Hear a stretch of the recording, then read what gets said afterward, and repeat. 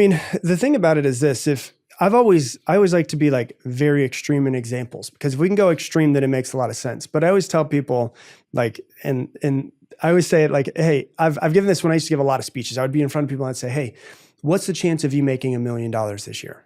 Give me numbers. And everyone's like 0%, 0%, 0%. 1%, there's always 1%, it's like 5, and that's like the most it'll get to. And I said, okay, I'm gonna give you the most extreme example, but I just wanna see what happens, okay?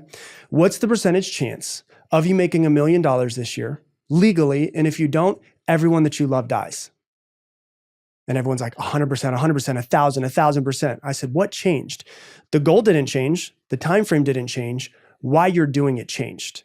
Would you wake up in the morning if everyone that you love's life depended on it and be like, yeah, well, maybe I should scroll on TikTok for a little while? No, you'd be like, I'm going to take action immediately. And so it doesn't need to be like a fear of losing everybody, but what's really behind that is like, why? Like why they're doing it.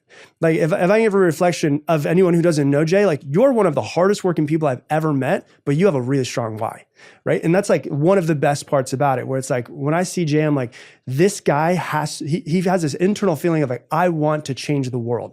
And you work so hard trying to do it. And that's one of the most beautiful things about you is like, you're wanting to change the world and you have a really strong why to it. And I think that if most people could figure out like, oh yeah, well, I want to do this thing. Why do you want to do it? And my very first one-on-one coach used to say to me, he would say, what's your why? What's your why? Why are you doing this? Why are you doing this? He would like hammer it home in my head.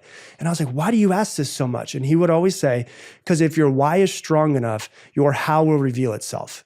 If you know why you want to do something, how it's going to be done, you'll figure out. It doesn't matter. Things are going to get in your way. There's going to be obstacles. There's always going to be obstacles. There's always going to be challenges. There's always going to be moments of like, I don't know if I can do this. But if your why is so strong, it's like, I don't care what comes up in front of me. I'm going to get it done. Like most people, they want to be motivated.